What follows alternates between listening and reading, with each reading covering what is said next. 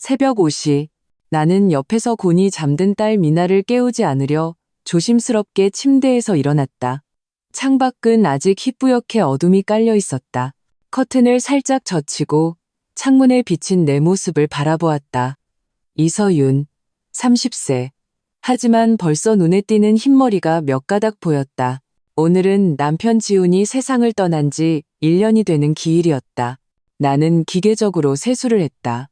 따뜻한 물이 손가락을 스쳐 지나갔지만 뼛속까지 시린 그 차가운 의미를 씻어낼 수는 없었다. 1년, 꼬박 1년이 지났지만 나는 여전히 한밤중에 소스라치게 놀라 깨어나 옆에 차가운 침대를 더듬다 밤새 잠을 설치곤 했다.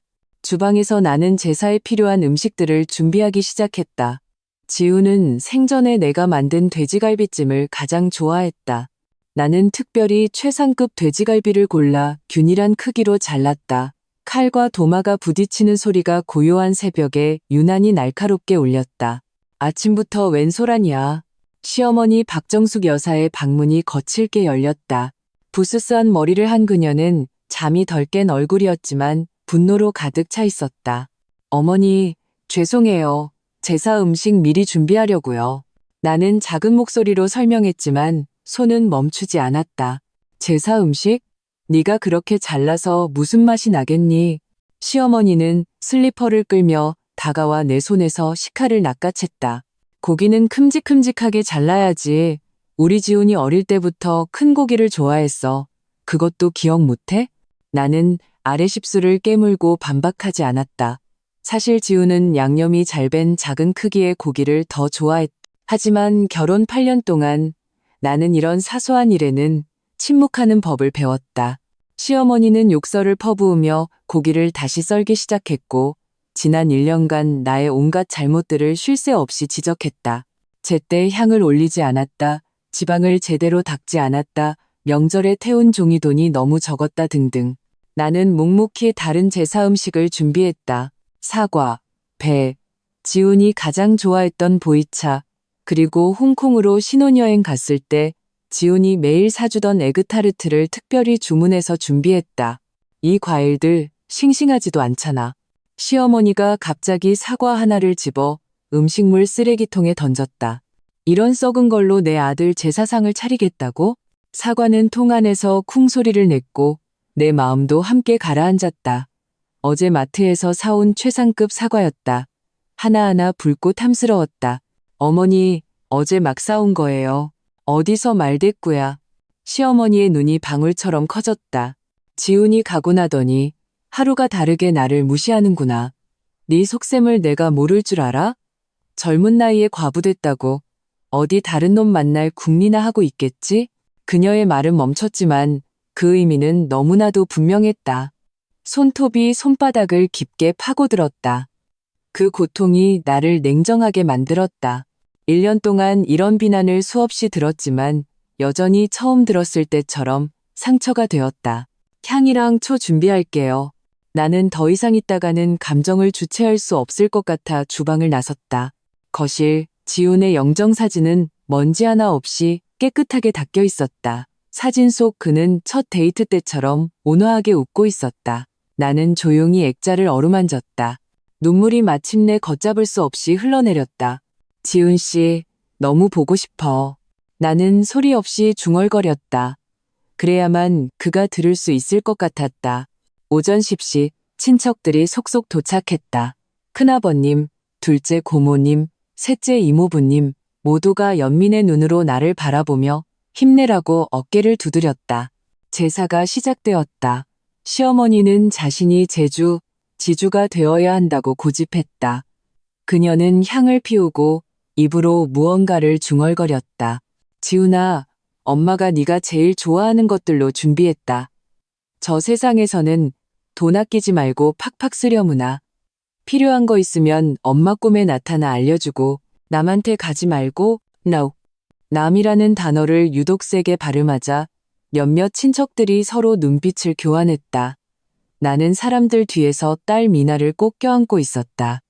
딸이 천진하게 물었다. 엄마, 아빠가 정말 이 맛있는 것들을 먹을 수 있어? 내가 대답하기도 전에 시어머니가 날카롭게 소리쳤다. 이서윤, 향이랑 초를 어떻게 놓은 거야? 왼쪽은 재물신 자리인 거 몰라? 나는 황급히 앞으로 나아가 바로잡으려다 그만 지훈의 영정사진을 건드리고 말았다. 액자가 바닥에 떨어지며 유리가 쨍그랑 소리를 내며 깨졌다. 시간이 멈춘 듯 했다. 이 재수없는 것. 시어머니의 비명이 고막을 찢었다. 내 아들 살아있을 땐 남편 잡아먹더니 죽어서는 혼까지 괴롭히는 거냐. 모두가 반응하기도 전에 그녀는 내 앞으로 달려와 손을 번쩍 들더니 내 뺨을 세차게 후려쳤다. 짝! 왼쪽 뺨에 불이 난 듯한 통증이 터져나왔다. 나는 비틀거리며 몇 걸음 물러나다 제사상에 부딪혔다. 과일이 바닥으로 굴러떨어지고 찻잔이 엎어져 차가 카펫을 적셨다. 거실은 쥐 죽은 듯 조용했다. 모두가 경악했다. 미나가 와앙하고 울음을 터뜨렸다. 나는 천천히 몸을 일으켰다. 뜨거운 뺨을 감싸지도 울부짖지도 않았다. 모두의 복잡한 시선 속에서 나는 몸을 숙여 깨진 유리 조각을 하나하나 주워 담았다. 그리고 지훈의 사진을 다시 제자리에 놓았다. 죄송해요, 어머니. 내 목소리는 놀랍도록 차분했다. 제가 다시 제사 음식 준비할게요. 돌아서는 순간 나는 시어머니의 얼굴에 스쳐 지나가는 당황한 기색을 보았다. 그녀는 내가 이렇게 반응할 줄은 몰랐을 것이다.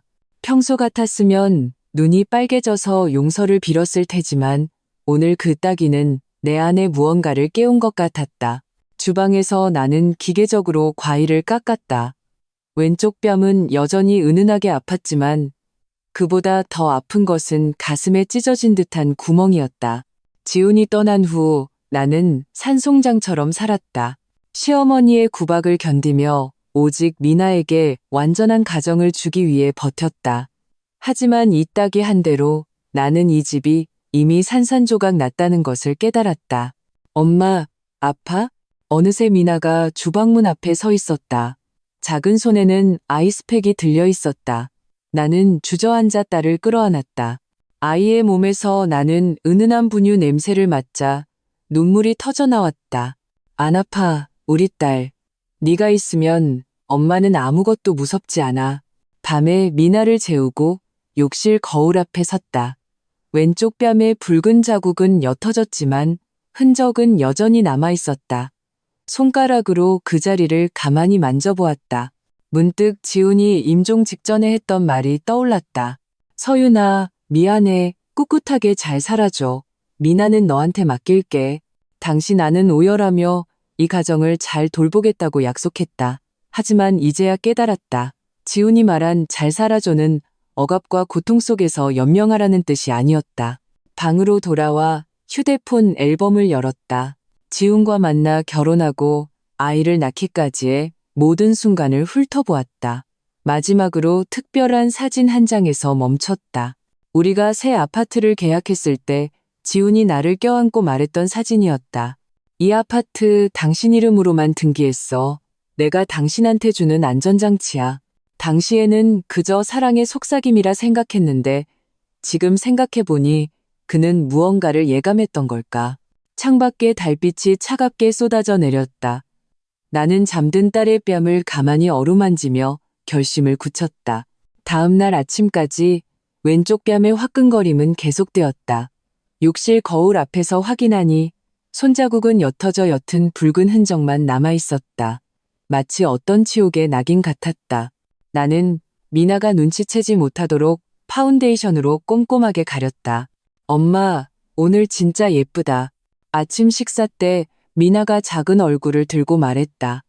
나는 몸을 숙여 아이의 책가방을 정리해 주었다. 목이 메어왔다. 고마워, 우리 딸. 오늘 하원할 때 아빠 친구였던 유진 이모가 데리러 올 거야. 엄마는 일이 있어서 좀 늦을 것 같아. 나한테 아이스크림 사줬던 그 유진 이모? 미나의 눈이 반짝였다. 응, 바로 그 이모. 나는 겨우 미소를 지었지만 마음은 돌덩이를 얹은 듯 무거웠다. 미나를 어린이집에 보낸 후 나는 침실로 돌아와 문을 잠갔다. 옷장 가장 깊숙한 곳에서 낡은 신발 상자를 꺼냈다. 그 안에는 지훈이 생전에 남긴 물건들이 들어있었다. 우리의 혼인관계증명서, 그의 졸업증명서, 앨범 몇 권, 그리고 그가 예전에 쓰던 낡은 휴대폰. 나는 떨리는 손으로 전원 버튼을 눌렀다. 다행히 배터리가 남아 있었다. 화면에는 우리 세 식구의 사진이 떠올랐다. 지훈이 갓 태어난 미나와 나를 껴안고 햇살보다 환하게 웃고 있었다. 나는 심호흡을 하고 통화 기록을 열어 김유진 변호사라는 이름을 찾아 전화를 걸었다. 여보세요? 전화기 너머로 친구의 당찬 목소리가 들려왔다. 유진아, 나야. 서윤아, 세상에, 이거 지훈 씨 번호잖아. 괜찮아? 그녀의 목소리가 금세 긴장으로 가득 찼다. 내 도움이 필요해. 나는 목소리를 낮추고 방문을 쳐다보았다. 오늘 잠깐 만날 수 있을까? 우리 둘만. 무슨 일이야? 유진이가 예리하게 물었다. 만나서 얘기하자. 늘 가던 곳에서. 쉽시해. 나는 전화를 끊고 서둘러 전원을 끈 뒤 휴대폰을 다시 상자에 숨겼다. 거실에서 시어머니의 발소리가 들려왔다. 나는 재빨리 표정을 정리하고 문을 열고 나갔다. 이제야 일어나? 박 여사는 차를 마시며 나를 곁눈질했다. 미나는 학교 갔니? 네, 보내고 왔어요. 나는 고개를 숙이고 주방으로 들어갔다. 어머니, 뭐 드실 거 있으세요? 제가 해드릴게요. 이제 와서 묻는구나. 그녀가 차갑게 콧방귀를 뀌었다. 나는 늙어서 쓸모가 없으니 며느리가 챙겨주지도 않는구나. 나는 말없이 계란과 밀가루를 꺼내 그녀가 좋아하는 계란말이를 만들기 시작했다. 손은 기계적으로 움직였지만 머릿속은 빠르게 회전하고 있었다. 어젯밤의 결심은 충동적인 것이 아니었다. 그 따귀는 자기 기만의 환상을 깨뜨리는 경종과 같았다. 이 집에는 더 이상 내 자리가 없었다. 만약 미나 때문이 아니었다면 소금을 너무 많이 넣었잖아. 날 짜 죽이려고 작정했어? 시어머니의 호통이 내 생각을 끊었다. 죄송해요. 다시 할게요. 나는 실패한 계란말이를 쓰레기통에 버리고 다시 계란을 풀었다. 주방 창문 너머로 시누이 지영의 차가 들어오는 것이 보였다.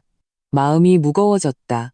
지영은 지훈의 여동생으로 나보다 2살 어렸지만 아직 미혼으로 시어머니와 함께 살았다. 지훈이 죽은 후 그녀는 시어머니를 부추겨 내가 재혼해서 재산을 빼돌릴까봐 노골적으로 경계했다. 새언니, 바쁘시네요? 지영이 하이힐을 신고 들어왔다. 향수 냄새에 머리가 어지러웠다. 그녀는 냉장고를 열어 요구르트를 꺼내며 일부러 나를 툭 쳤다. 지영이 왔니? 시어머니는 금세 웃음꽃을 피웠다. 마침 너한테 전화하려던 참이었는데 내 오빠 보험금 말이야. 그거 어떻게 됐다고 했지? 내 손동작이 순간 멈칫했다. 나는 귀를 쫑긋 세웠다. 물어봤어요. 지영이 일부러 목소리를 높였다. 보험사에서 그러는데 보험금은 수익자한테 바로 지급된대요. 그 보험 수익자가 이서윤으로 되어 있잖아요. 그녀가 비꼬는 투로 덧붙였다. 엄마, 그때 오빠한테 엄마 이름으로 바꾸라고 했어야죠. 이제 와서 어떡해요? 돈이 전부 남의 손에 들어갔는데 언제 그 돈이랑 조카 데리고 재혼할지 누가 알아요? 손톱이 손바닥을 파고들었지만 나는 못 들은 척했다. 계란말이가 완성되자 나는 공손하게 시어머니에게 가져다 드렸다. 그리고 말했다. 어머니, 저 잠시 외출 좀 해야 할 것 같아요. 오랜만에 친구 만나기로 해서요. 무슨 친구? 남자야? 여자야? 시어머니가 즉시 경계했다. 대학교 동기 김유진이요. 그 변호사, 어머니도 아시잖아요. 나는 평온한 어조를 유지했다. 지영이 비웃었다. 변호사? 설마 우리 집 재산 어떻게 나눌지 상담받으려는 건 아니죠? 심장이 철렁했지만 나는 태연한 척했다. 지영아, 농담도 그냥 오랜만에 만나는 거야. 점심 전에 돌아와서 밥 차릴게요. 시어머니는 나를 몇 초간 빤히 쳐다보더니 마침내 손을 흔들었다. 가봐. 올 때 갈비 좀 사오고 지영이가 좋아하니까. 집을 나서자 나는 긴 한숨을 내쉬었다. 마치 감옥에서 탈출한 기분이었다. 시내 카페로 가는 택시 안에서 나는 지영의 말을 계속 되새겼다. 역시 보험금을 노리고 있었다. 유진이는 약속 장소에서 나를 기다리고 있었다. 나를 보자마자 그녀는 일어나 나를 꼭 껴안았다. 세상에, 네 얼굴. 그제야 나는 파운데이션으로도 손자국이 완전히 가려지지 않았다는 것을 깨달았다. 자리에 앉아 어제 있었던 일을 모두 털어놓았다. 그 미친 시어머니. 유진이가 화가 나서 테이블을 쳤다. 그래서 넌 어쩔 생각이야? 나는 커피를 저으며 떨리는 목소리로 말했다. 떠나고 싶어. 미나 데리고. 유진이는 침착하게 서류 가방에서 노트북을 꺼냈다. 현명한 결정이야. 지금부터 너희 집 재산 상황을 말해줘. 다음 2시간 동안 유진이는 내게 수많은 질문을 던졌다. 집 등기명에 예금 계좌, 보험 수익자, 주식, 펀드. 어떤 질문에는 대답할 수 없었고 어떤 대답은 그녀의 미간을 펴지게 했다. 서윤아, 넌 네가 생각하는 것보다 훨씬 부자야. 마지막으로 그녀는 노트북을 덮고 신비로운 미소를 지었다. 지훈 씨가 정말 철저하게 준비해놨어. 무슨 뜻이야? 너희가 지금 사는 빌라는 시어머니 명의로 되어 있지. 그건 맞아. 하지만 3년 전에 지훈 씨가 내 이름으로 학군 좋은 아파트 한 채를 전액 현금으로 사뒀어. 기억나? 나는 고개를 끄덕였다. 미나 학교 때문에 준비하는 거라고 했었다. 그 아파트, 지금 시세로 최소 12억은 해. 유진이가 종이에 숫자를 적었다. 그리고 너희 공동명의 계좌에 3억이 있고 지훈 씨 개인 계좌에 8억이 더 있어. 수익자는 너야. 나는 놀라서 눈을 크게 떴다. 그는 내게 한 번도 말해준 적이 없었다. 가장 기가 막힌 건 유진이가 목소리를 낮췄다. 그가 세상을 떠나기 3달 전에 2억을 미나를 수익자로 하는 신탁펀드에 넣어뒀어. 네가 후견인이고 이 돈은 시댁에서 절대 손댈 수 없어. 눈물이 터져 나왔다. 지우는 이 모든 날을 예상했던 걸까? 그리고 그의 생명보험 수익자도 너랑 미나뿐이야. 유진이가 내 손을 잡았다. 서윤아, 네가 지금 당장 동원할 수 있는 자금이 최소 20억은 돼. 너랑 미나가 새 삶을 시작하기에 충분한 돈이야. 나는 눈물을 닦았다. 기이한 힘이 몸속에서 솟아나는 것을 느꼈다. 내가 어떻게 해야 해? 유진이가 가방에서 서류철을 꺼냈다. 우선 이 서류들의 서명에 내가 내 개인 계좌 관리 권한 신청을 도와줄게. 그리고 목록을 만들어 꼭 가져가야 할 것과 포기할 수 있는 것. 가장 중요한 건 절대 들키면 안 돼. 집으로 돌아오는 택시 안에서 휴대폰이 울렸다. 시어머니였다. 지금 몇 시야? 점심때 온다더니 갈비는? 그녀의 목소리는 날카로웠다. 시계를 보니 벌써 12시 반이었다. 죄송해요, 어머니. 친구랑 얘기가 길어져서요. 지금 사서 바로 갈게요. 전화를 끊고 나는 기사님께 마트 쪽으로 가달라고 했다. 손에는 유진이가 준 서류를 꼭 쥐고 있었다. 심장이 북처럼 울렸다. 이건 도망이 아니었다. 나는 스스로에게 말했다. 이건 철저히 계획된 해방이었다. 집에 돌아오니 시어머니와 지영은 이미 배달 음식을 다 먹고 기름진 용기를 치우라며 남겨두었다. 나는 묵묵히 식탁을 치우고 주방으로 가서 그들이 시킨 갈비찜을 만들기 시작했다. 무슨 친구를 그렇게 오래 만나?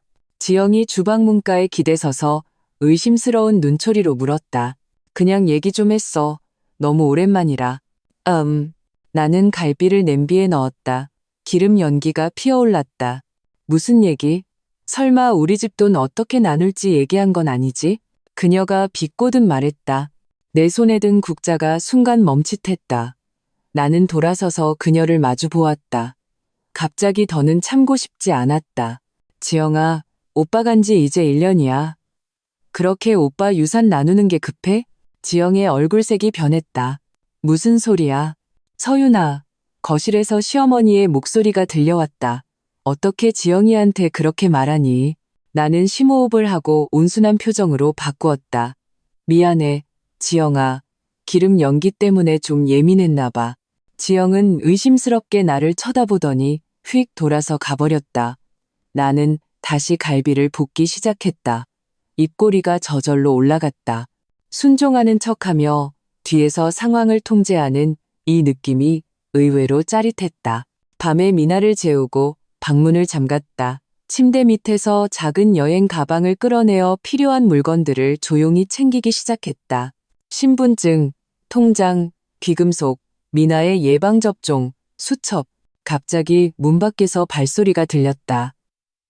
나는 재빨리 가방을 침대 밑으로 밀어넣고 책 한 권을 집어 읽는 척했다. 서윤아, 시어머니가 문을 두드렸다. 자니? 아니요, 어머니. 문을 여니 그녀가 우유 한 잔을 들고 있었다. 무슨 일이세요?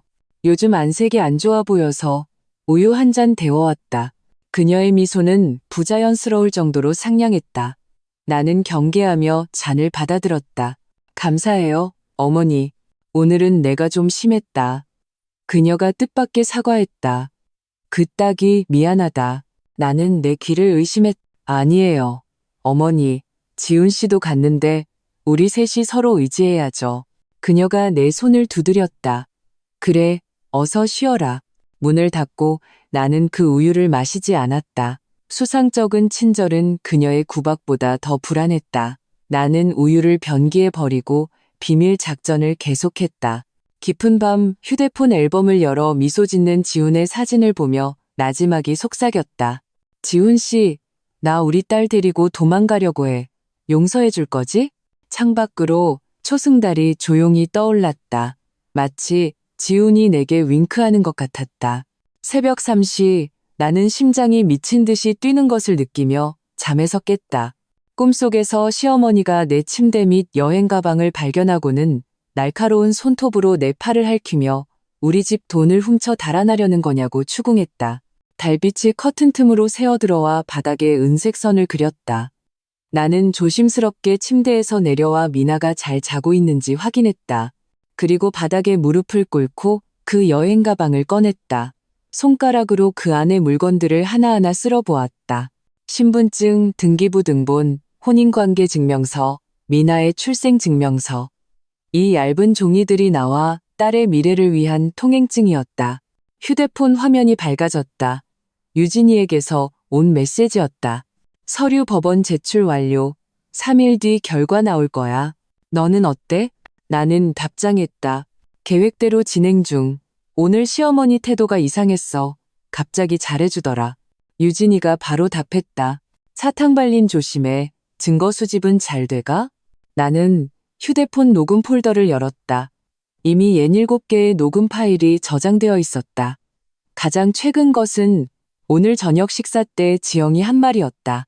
새언니, 오빠 간지 이렇게 오래됐는데 혼자 잠은 잘 와요? 내가 남자 하나 소개해 줄까?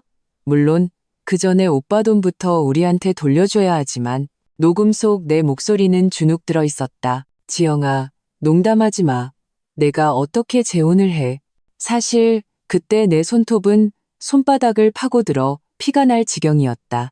이런 노골적인 모욕은 지훈이 떠난 후 거의 매일 겪는 일이었다. 예전에는 묵묵히 참았지만 이제 이것들은 나와 미나를 지키는 무기였다. 아침에 나는 평소보다 일찍 일어나 푸짐한 아침 식사를 차렸다.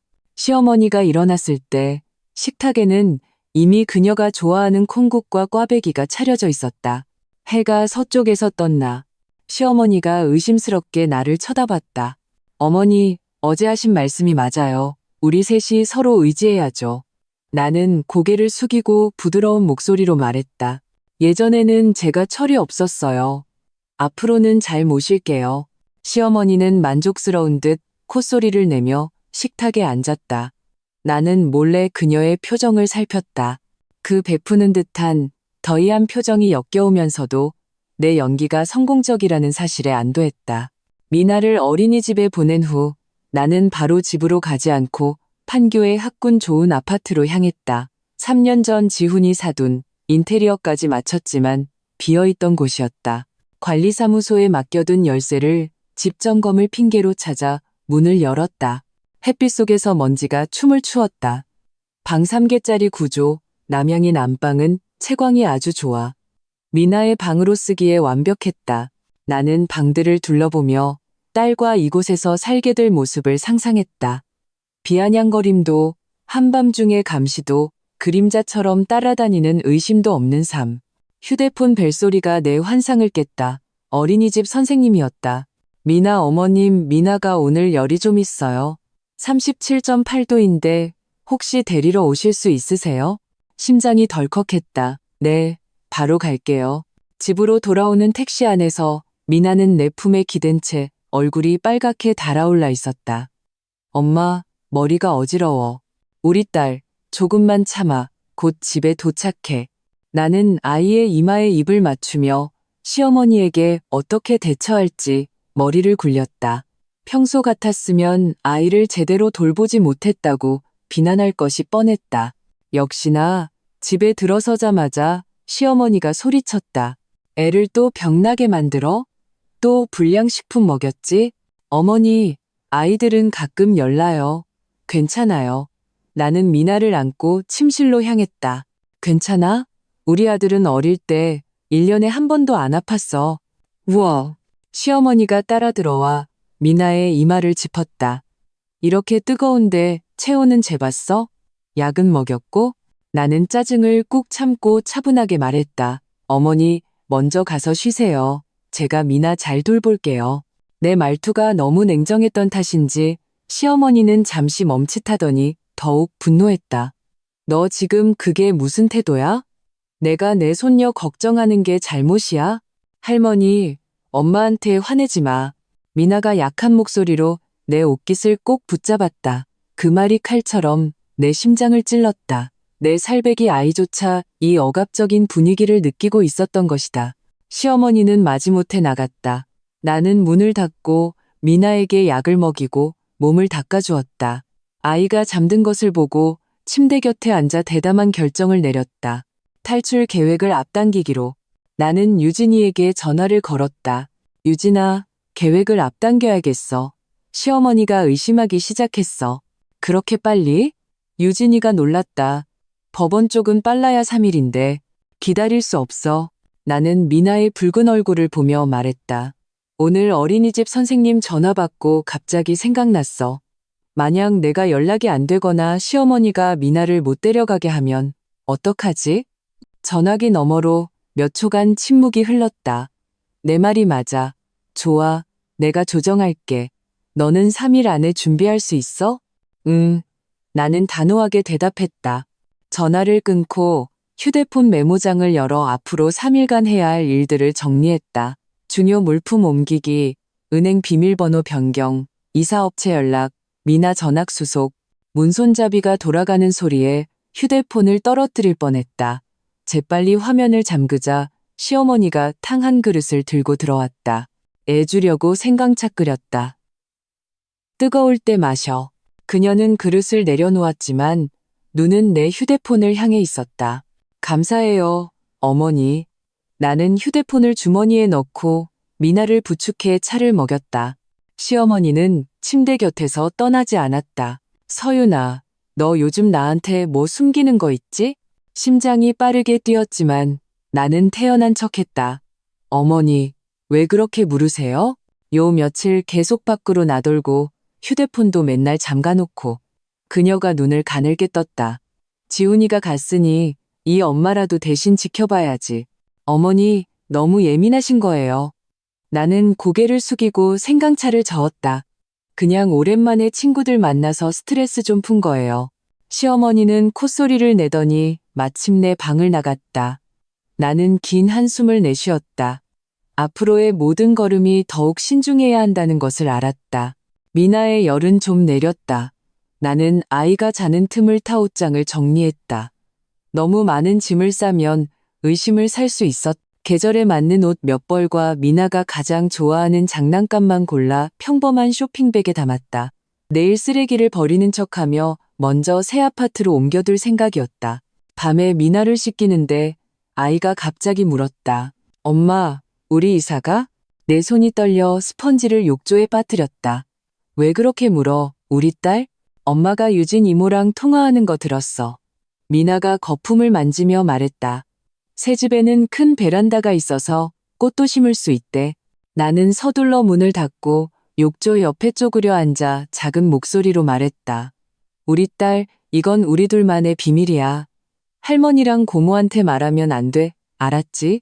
미나는 알 듯 말 듯 고개를 끄덕였다. 아빠 열쇠처럼? 비밀이야? 무슨 열쇠? 나는 멍해졌다. 아빠가 그랬어. 만약 자기가 없어지면 이 열쇠를 엄마한테 주라고. 미나가 천진하게 말했다. 열쇠는 내 곰인형 뱃속에 있어. 심장이 멎을 것 같았다. 지훈은 미나의 2살 생일 선물로 갈색 테디베어를 사주었었다. 미나는 매일 밤 그 인형을 안고 잤다. 미나가 잠든 후 나는 조심스럽게 낡은 테디베어를 꺼내 살살 더듬었다. 등 쪽에서 거의 보이지 않는 실밥 자국을 발견했다. 실밥을 뜯자 작고 노란 노스의 열쇠 하나가 떨어졌다. 열쇠에는 217이라는 숫자가 적힌 라벨이 붙어 있었다. 이건 어디 열쇠일까? 금고? 은행 대여금고? 나는 아무리 살펴봐도 다른 단서는 찾을 수 없었다. 지훈 씨, 대체 얼마나 많은 비밀을 남겨둔 거야? 욕실에서 물소리가 들렸다. 시어머니가 씻고 있었다. 나는 재빨리 열쇠를 속옷 서랍에 숨기고 테디베어를 다시 꿰매 미나의 품에 돌려주었다. 깊은 밤, 나는 침대에 누워 잠을 이루지 못했다. 이 열쇠가 결정적일 수 있지만 어디에 맞는 열쇠인지조차 알 수 없었다. 내일 유진이에게 연락해야 했다. 아마 그녀라면. 갑자기 문손잡이가 조용히 돌아가는 소리가 들렸다. 나는 숨을 참고 잠든 척했다. 속눈썹 사이로 시어머니가 살금살금 들어와 침대 머리맡에 놓인 내 휴대폰으로 직행하는 것을 보았다. 그녀는 휴대폰을 집어 몇 번 눌러보더니 비밀번호가 걸려있자 불만스럽게 혀를 찼다. 그리고는 내 가방을 뒤지기 시작했다. 피가 얼어붙는 것 같았다. 가방 안에는 오늘 막 개통한 새 유심칩과 새 아파트 열쇠가 들어있었다. 그 절체절명의 순간 미나가 잠결에 기침을 몇 번 했다. 시어머니는 깜짝 놀라 즉시 가방을 내려놓고 조용히 방을 나갔다. 나는 발소리가 완전히 사라진 후에야 숨을 쉴 수 있었다. 온몸이 식은땀으로 젖어 있었다. 더 이상 기다릴 수 없었다. 내일 당장 행동을 개시해야 했다. 새벽의 어둠 속에서 나는 잠든 딸을 가만히 안고 귓가에 속삭였다. 우리 딸, 사흘만 더 버티자. 엄마가 여기서 데리고 나가줄게. 창밖으로 첫 햇살이 구름을 뚫고 솟아올랐다. 마치 어둠을 가르는 날카로운 검 같았다. 금요일 아침 나는 평소보다 일찍 잠에서 깼다. 창밖은 아직 칠흑같이 어두웠고 멀리 가로등 불빛만이 커튼 틈으로 희미하게 새어 들어왔다. 오늘이 미나를 데리고 탈출하기로 계획한 날이었다. 매 순간을 정확하게 계산해야 했다. 조용히 침대에서 내려와 어젯밤 챙겨둔 배낭을 다시 확인했다. 새로 개통한 유심칩, 판교 아파트 열쇠, 현금, 신분증 사본, 미나의 알레르기 약, 모든 필수품이 제자리에 있었다. 큰 짐들은 어제 이미 택배로 새 집에 붙여두었다.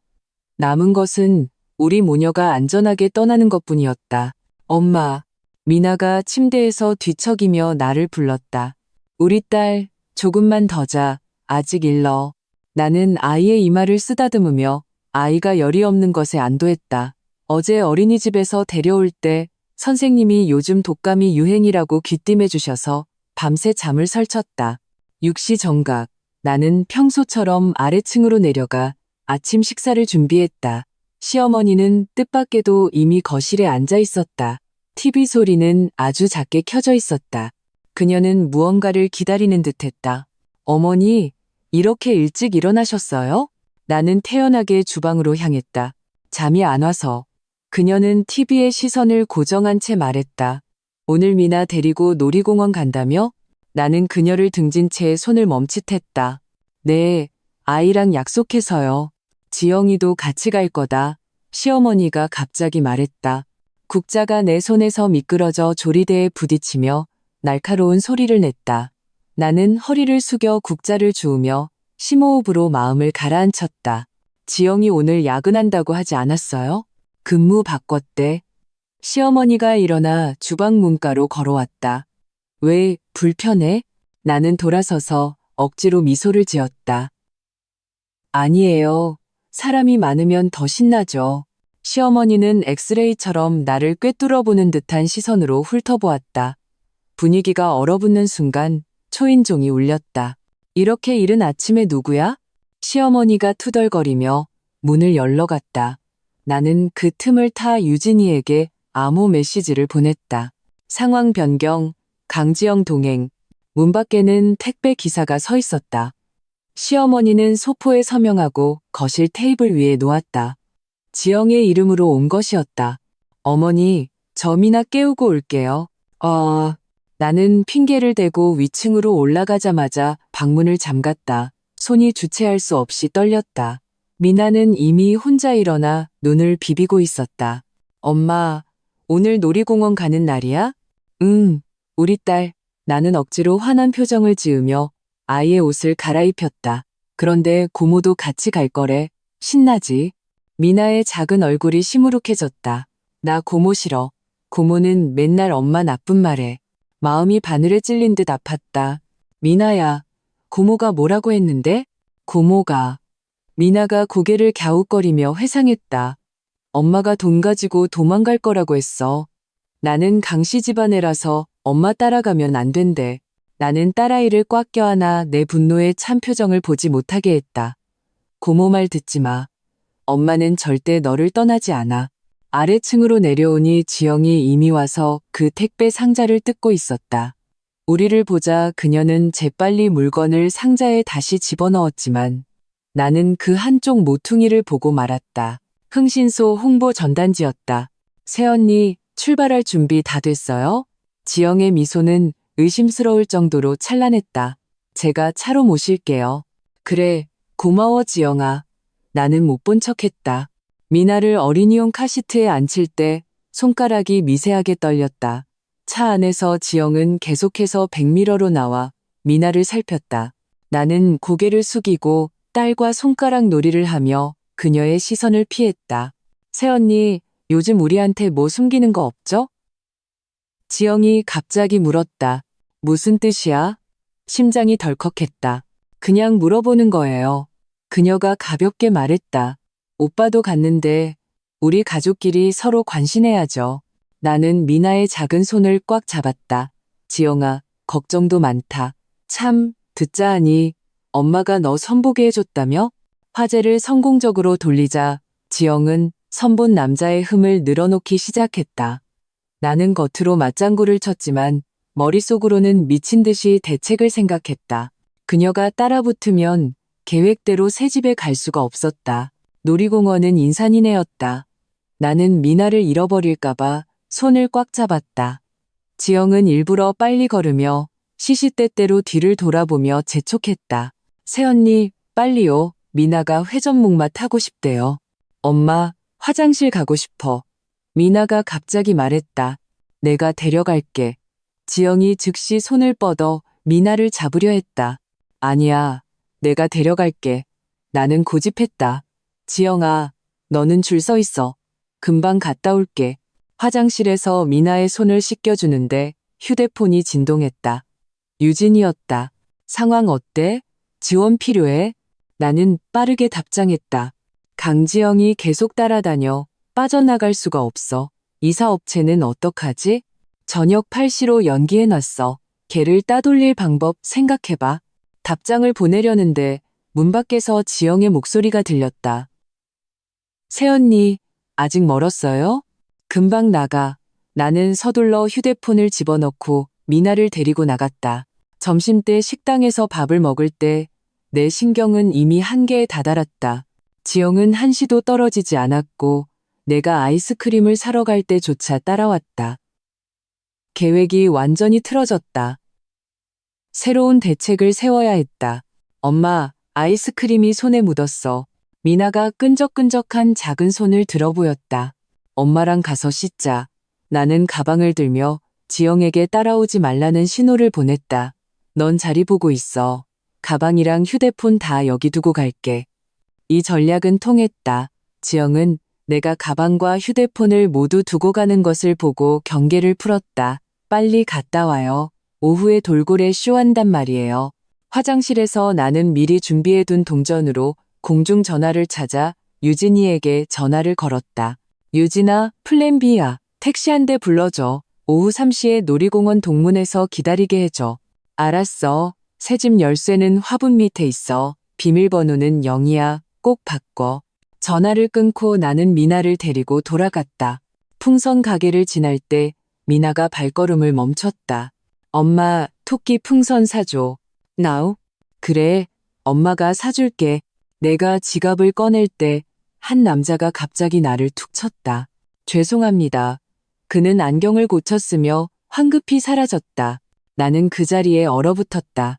윤태준 선배였다. 대학 졸업 후 유학 가서 오랫동안 못 봤는데 어떻게 여기에? 새언니, 뭐해요? 등 뒤에서 지영의 목소리가 들려왔다. 오후 3시 정각 돌고래 쇼가 막 시작되어 인파가 모두 공연장 주위로 몰려들었다. 지영아, 미나 물통을 식당에 두고 왔나 봐. 내가 가서 가져올게. 나는 지영의 귓가에 대고 관중의 함성을 뚫고 큰 소리로 말했다. 지금 가요? 한창 재밌는데. 지영이 미간을 찌푸렸다. 미나가 목마르대. 금방 올게. 나는 그녀의 대답을 기다리지 않고 미나를 안아들고 출구 쪽으로 비집고 나갔다. 공연장을 나오자마자 나는 미친 듯이 뛰었다. 내 품에 안긴 미나가 놀라서 물었다. 엄마, 우리 어디가? 게임하는 거야. 우리 딸. 나는 헐떡이며 말했다. 누가 먼저 동문까지 가나 보자. 동문 밖에는 정말로 택시 한 대가 기다리고 있었다. 나는 차문을 열고 뛰어들었다. 기사님, 의뢰 신도시로 가주세요. 빨리요. 차가 출발하는 순간 나는 지영이 동문으로 뛰쳐나와 사방을 두리번거리는 것을 보았다. 그녀는 휴대폰을 꺼내 전화를 걸었고 얼굴은 분노로 일그러져 있었다. 엄마, 우리 고모 안 기다려? 미나가 천진하게 물었다. 고모는 일이 있어서 먼저 갔어. 나는 딸을 꽉 껴안았다. 심장이 천둥처럼 울렸다. 택시가 놀이공원을 벗어나자 그제야 내 티셔츠가 식은땀으로 흠뻑 젖었다는 것을 깨달았다. 휴대폰이 지영에게 있다는 것은 그녀가 곧 내 통화 기록과 메시지를 확인할 것이라는 의미였다. 다행히 중요한 것들은 모두 휴대용 작은 가방에 있었다. 손님, 뒤에 차 한 대가 계속 따라오는데요. 기사님이 갑자기 말했다. 뒤를 돌아보니 검은색 세단 한 대가 바짝 붙어 있었다. 운전석에 인형이 나치겄다. 윤태준 선배였다. 기사님, 따돌릴 수 있을까요? 기사님이 고개를 저었다. 시내에서는 속도 제한 때문에 힘들어요. 아는 분이세요? 나는 잠시 망설이다 말했다. 갓길에 세워주세요. 택시가 멈추자 검은색 세단도 따라 멈췄다. 윤태준 선배가 다가와 차창을 두드렸다. 서윤아, 정말 너구나. 나는 차창을 내리고 경계하며 물었다. 선배, 왜 저희를 따라오세요? 아까 놀이공원에서 널 알아봤어. 그는 허리를 숙여 나와 미나를 보았다. 네가 너무 불안해 보여서 무슨 일 있나 걱정돼서 따라왔어. 이 우연을 믿어야 할지 말아야 할지 몰랐지만 시간이 촉박했다. 선배, 저희 지금 급한 일이 있어서요. 다음에 얘기하면 안 될까요? 어디 가는데? 내가 태워줄게. 그는 고집했다. 내 모습 보니 도움이 필요한 것 같은데 나는 망설였다.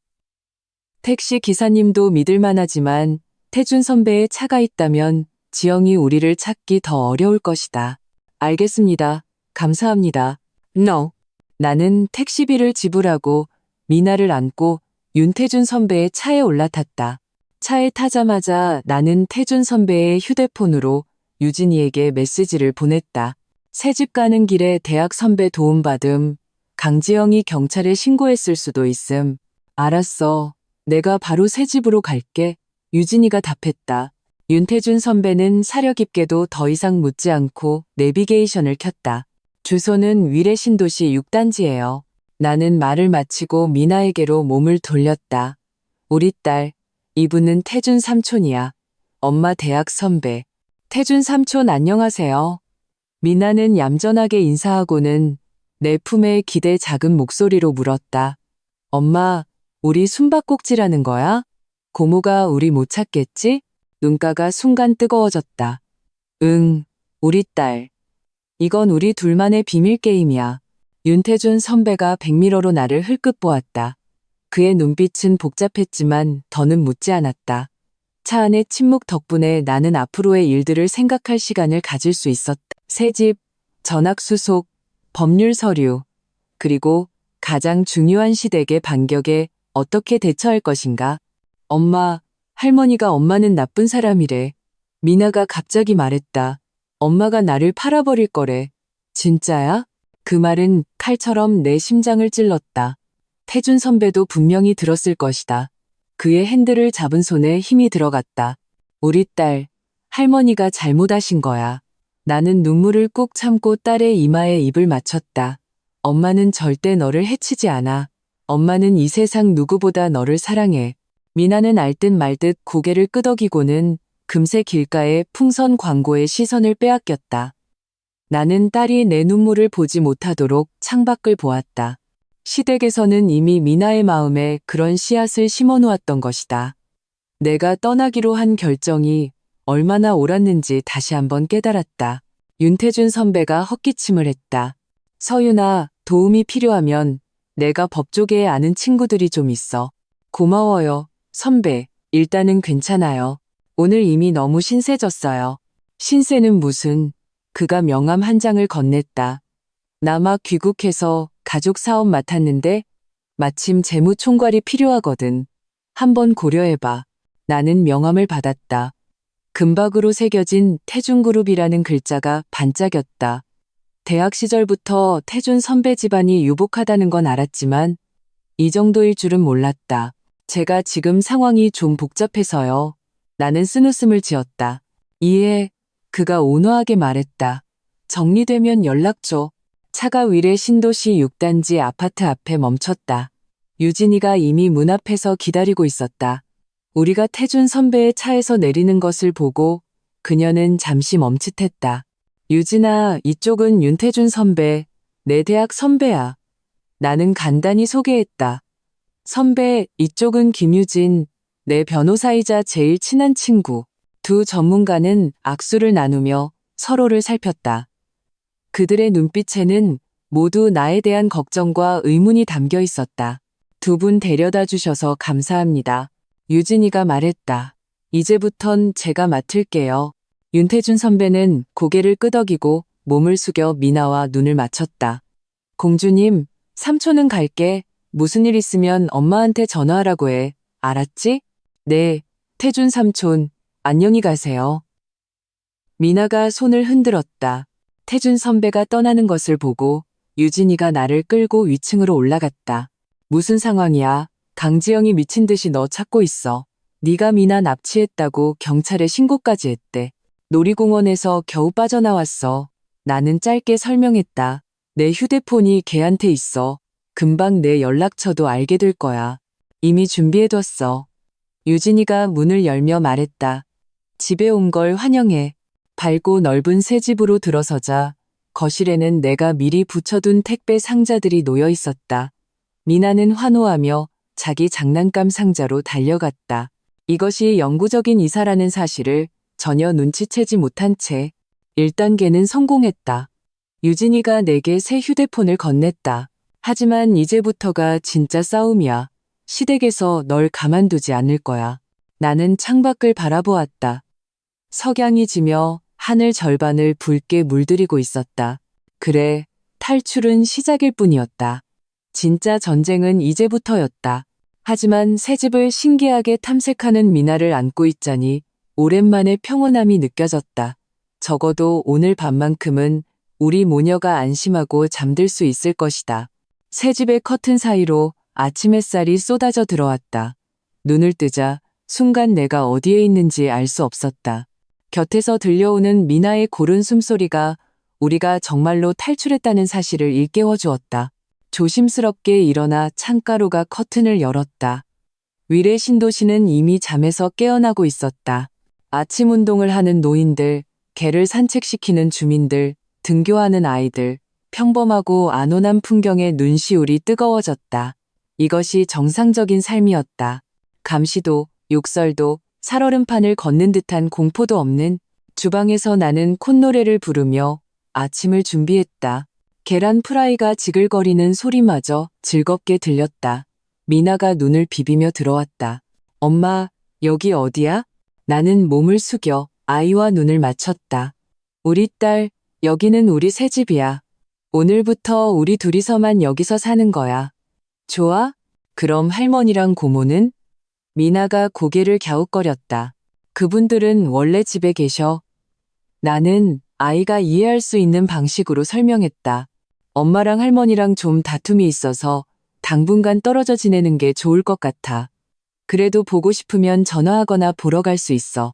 미나는 알듯 말듯 고개를 끄덕이고는 금세 내가 케첩으로 그린 웃는 얼굴 계란 프라이에 관심을 보였다. 엄마, 웃는 얼굴이다. 유진이가 약속 시간에 맞춰 문을 두드렸다. 양손에는 큰 봉투들이 들려 있었다. 아침 식사 재료, 생필품, 그리고 미나가 좋아하는 과자들이었다. 유진아, 너무 고마워. 나는 봉투를 받아들며 갑자기 목이 메었다. 네가 없었으면 난 정말 어쩔 뻔했어. Now. 그런 말 마. 유진이가 나를 가볍게 안아주었다. 그리고 미나에게로 몸을 돌렸다. 공주님, 새집 마음에 들어? 네. 미나가 케첩 묻은 토스트를 들고 말했다. 제 방에는 바비 인형 벽지가 있어요. 유진이가 나를 보며 눈썹을 치켜 올렸다. 네가 밤새 붙인 거야? 새벽 3시까지. 나는 쓴웃음을 지으며 커피를 따랐다.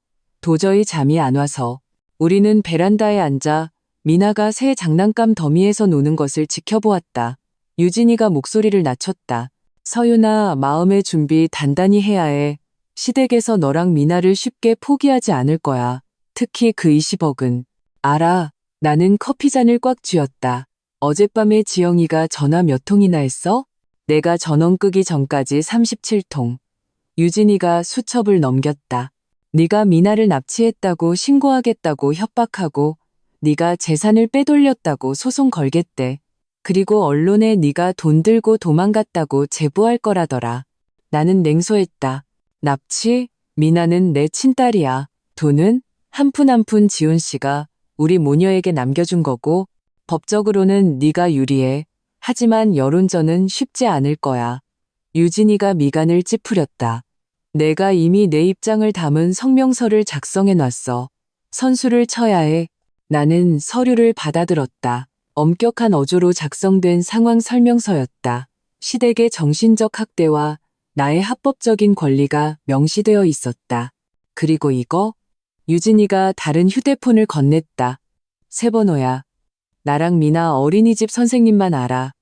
예전 휴대폰은 내가 원격으로 데이터 다 지웠어. 이야기를 나누는 도중 초인종이 울렸다. 우리는 동시에 굳었다. 누가 여길 알지? 유진이가 경계하며 물었다. 현관문 렌즈로 밖을 보니 안도의 한숨이 나왔다. 윤태준 선배였다. 윤태준 선배는 정장 차림에 과일 바구니와 장난감을 들고 있었다. 갑자기 찾아와서 미안해. 잘 정착했나 보러 왔어. 나는 그를 안으로 들였다. 미나는 장난감을 보자마자 환호하며 달려왔다. 태준 삼촌, 공주님 새집 선물이야. 윤태준 선배는 몸을 숙여 미나와 눈을 맞추며 예쁜 인형 상자를 건넸다. 유진이가 옆에서 눈썹을 치켜 올리며 나를 쳐다봤다. 나는 고개를 살짝 저어 나중에 설명하겠다는 신호를 보냈다. 이사했다는 소식 들었어. 마침 근처에서 회의가 있어서. 윤태준 선배가 주위를 둘러보았다. 집 좋네. 학군도 좋고. 어제 도와주셔서 감사해요. 나는 그에게 차를 따랐다. 귀국 후 첫 만남이 그런 상황일 줄은 몰랐어요. 운명이 참 묘하지. 그가 온화하게 웃고는 진지한 표정으로 말했다. 서윤아, 내가 좀 알아봤는데 내 시댁에서 벌써 움직이기 시작했어. 심장이 덜컥했다. 무슨 행동이요? 신우이가 도시일보 기자랑 접촉했대. 불효한 며느리가 죽은 남편 유산 들고 도망갔다는 기사를 터뜨릴 준비를 하고 있어. 윤태준 선배가 휴대폰을 꺼냈다. 그 신문사에 내 친구가 있어서 미리 알려줬어. 유진이가 즉시 노트북을 꺼냈다. 우리가 먼저 선수 쳐야 해. 서윤아, 녹음 파일 일부 공개해도 괜찮겠어? 나는 입술을 깨물었다. 미나를 지킬 수만 있다면 뭐든지 하겠어. 그럼 그렇게 하자. 유진이가 빠르게 키보드를 두드렸다. 내가 공신력 있는 언론사 몇 군데에 연락해서 현대 여성이 가정폭력에 맞서는 관점으로 보도하도록 할게. 윤태준 씨, 혹시 언론계에 인맥이 있으세요? 좀 있습니다. 윤태준 선배가 고개를 끄덕였다. 제가 다리 놔드릴 수 있어요. 그들이 열정적으로 대응 전략을 논의하는 것을 보며 나는 비현실적인 기분에 휩싸였다. 어제까지만 해도 나는 숨죽여 살던 과부였는데 오늘은 여론전을 치러야 하는 전사가 되었다. 엄마? 미나의 부름이 나를 현실로 끌어당겼다. 인형옷 어떻게 입혀요? 윤태준 선배가 자연스럽게 다가가 말했다. 삼촌이 봐줄게. 여기 작은 단추가 있네. Now. 햇살이 커튼을 통해 들어와 두 사람의 모습을 비추며 따뜻한 그림을 만들어냈다. 나는 유진이가 내 젖은 눈가를 보지 못하도록 고개를 돌렸다. 오후에 유진이와 태준 선배는 각자 행동에 나섰고 나는 미나를 데리고 새 어린이집에 가서 입소수속을 밟았다. 원장님은 인자한 중년 여성이었고 서류를 보더니 친절하게 우리를 안내했다. 저희 원은 아이들의 심리 건강을 특히 중요하게 생각해요. 원장님이 몸을 숙여 미나와 대화했다.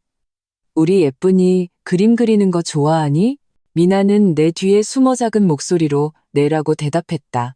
잘 됐다. 우리 원에는 아주 큰 미술실이 있단다. 오후에는 선생님이랑 같이 만들기도 할 거야. 집으로 돌아오는 길에 미나는 신이 나서 쉴 새 없이 떠들었다. 새 어린이집의 미끄럼틀, 그네 미술실에 대한 기대로 가득 차 있었다. 아이의 행복한 모습을 보니 내 결정이 옳았다는 확신이 더욱 강해졌다.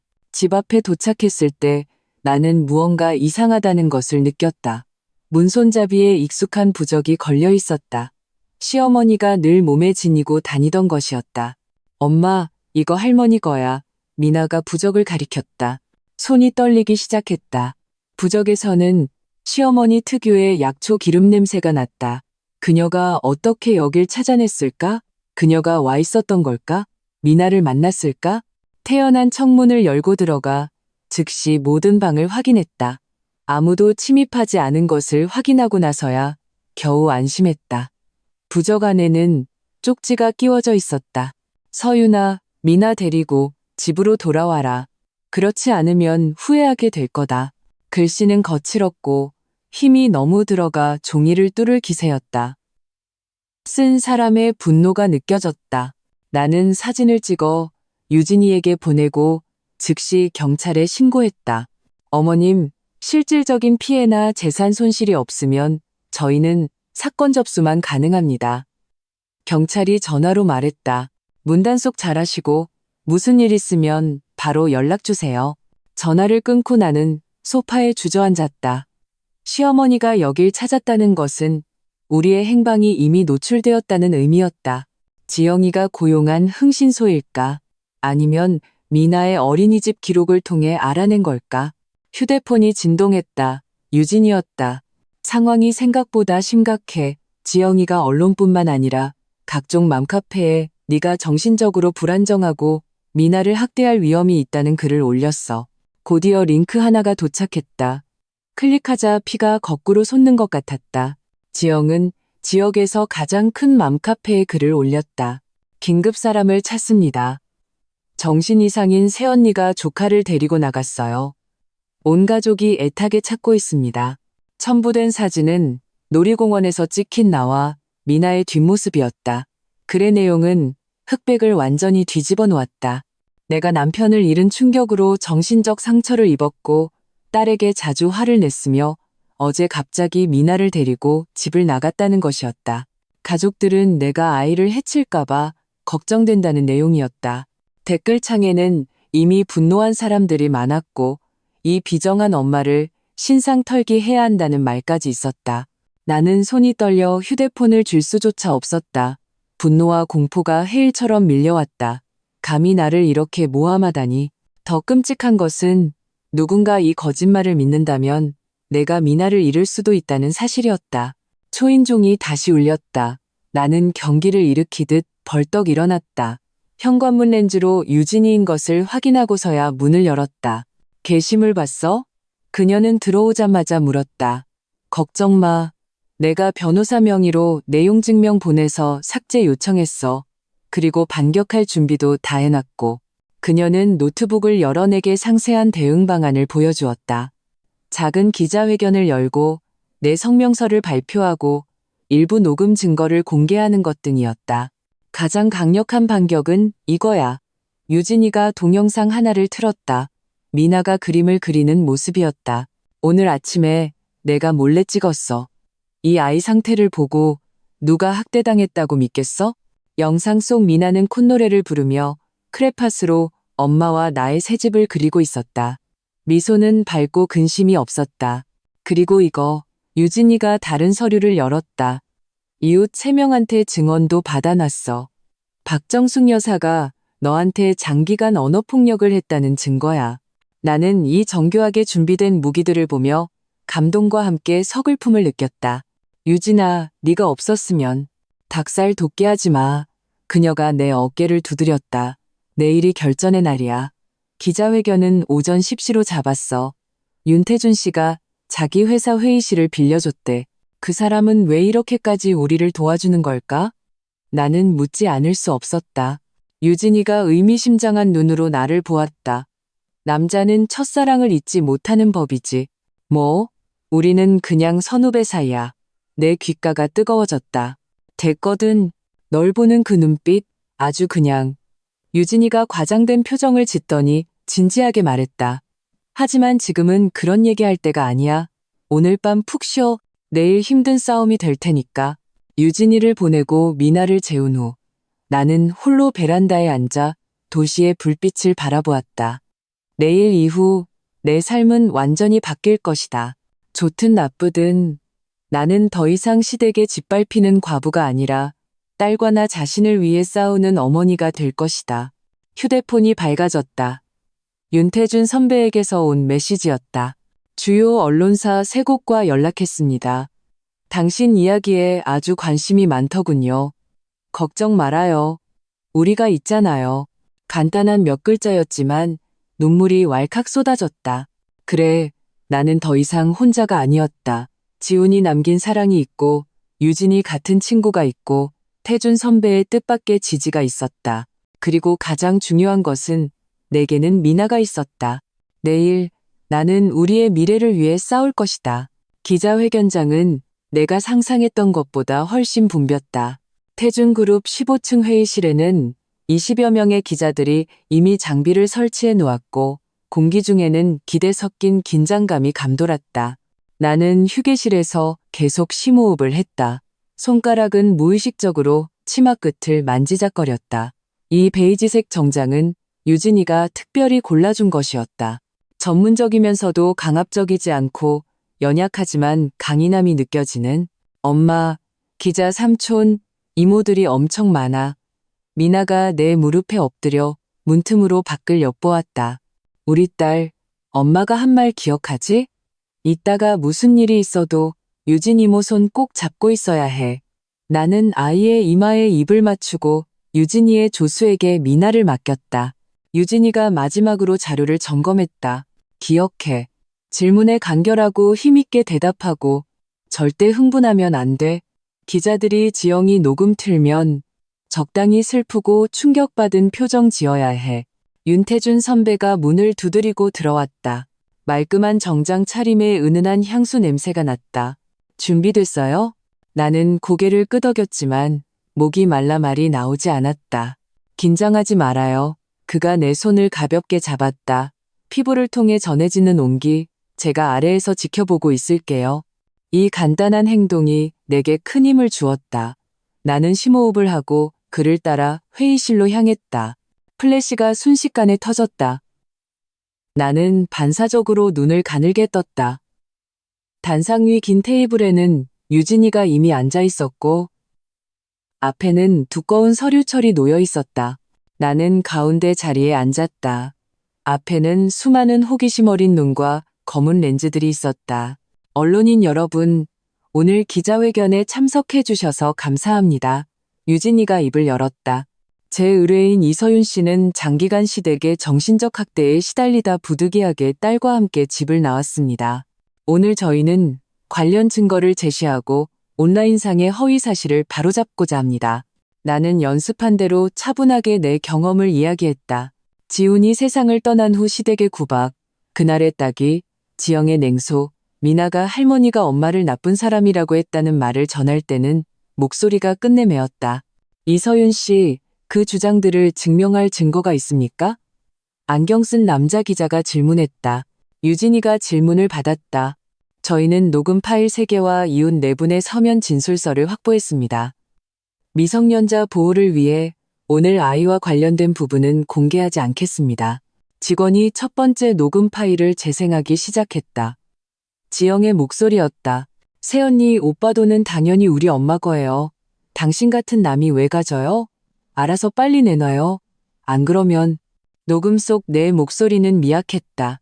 지영아, 이 돈은 지훈 씨가 나랑 미나한테 남긴 거야. 웃기지 마. 지영의 날카로운 목소리가 회의장을 찔렀다. 그건 우리 오빠 목숨값이야. 당신이 뭔데? 우리 오빠 잡아먹은 것도 모자라. 이제 우리 집 돈까지 탐내? 녹음이 끝나자 회의장은 조용해졌다.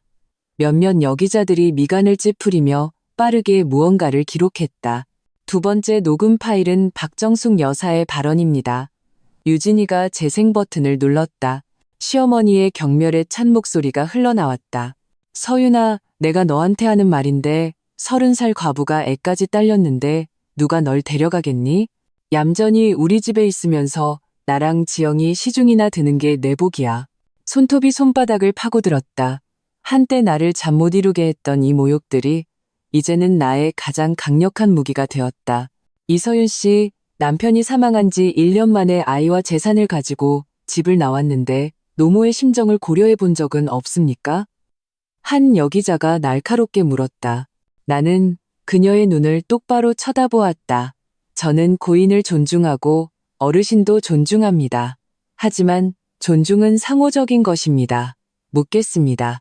어떤 어머니가 자기 아이에게 엄마는 나쁜 사람이라고 가르치는 것을 참을 수 있겠습니까? 어떤 아내가 죽은 남편의 유언이 짓밟히는 것을 견딜 수 있겠습니까? 유진이가 때맞춰 지훈의 유언장 사본과 보험 증서를 제시했다. 강지훈 씨는 생전에 모든 재산을 아내와 딸에게 남긴다고 명확히 했습니다. 이는 고인의 뜻이며 법이 보장하는 권리입니다. 기자회견이 절반쯤 진행되었을 때 회의실 문이 갑자기 열렸다. 모두의 시선이 문 쪽으로 쏠렸다. 지영이 낯선 남자 둘을 데리고 뛰어들어왔다. 얼굴은 잿빛이었다. 여러분, 이 여자한테 속지 마세요. 지영이 날카롭게 소리쳤다. 이서윤은 정신적으로 문제가 있어요. 제 조카를 학대하고 우리 집 재산을 훔쳐갔어요. 회의장은 순식간에 소란스러워졌다. 기자들은 흥분하여 렌즈를 돌렸다. 유진이가 즉시 일어섰다. 강지영 씨, 여긴 사적인 기자회견장입니다. 나가주시죠. 그렇지 않으면 업무방해로 신고하겠습니다. Now. 신고? 좋아요. 지영이 냉소하며 기자들을 향해 돌아섰다. 여러분, 제게 이서윤이 아이를 양육하기에 부적합하다는 증거가 있습니다. 그녀 옆에 남자가 사진 한 뭉치를 꺼내 기자석을 향해 뿌렸다. 나는 사진 내용을 보고 피가 거꾸로 솟았다. 공원 벤치에서 울고 있는 내 모습, 옆에서 어쩔 줄 몰라 하는 미나. 보세요. 애 앞에서 맨날 저렇게 감정 조절도 못해요. 지영이 의기양양하게 말했다. 이것뿐만이 아니에요. 다른 남자가 동영상을 재생하기 시작했다. 화면 속에서 내가 마트에서 미나의 손목을 꽉 잡고 있었고 아이는 우는 것처럼 보였다. 그건 악의적인 편집이에요. 나는 일어서며 떨리는 목소리로 말했다. 그날 미나가 길을 잃을 뻔해서 저는 그냥 뭐요? 아동학대에 이유가 있어요? 지영이 내 말을 끊었다. 여러분, 제 조카 몸에 멍자국이 있습니다. 증거가 될 수 있어요. 회의장은 술렁였다. 나는 어지러웠다. 지영이 이렇게 악랄하게 나를 모함할 줄은 몰랐다.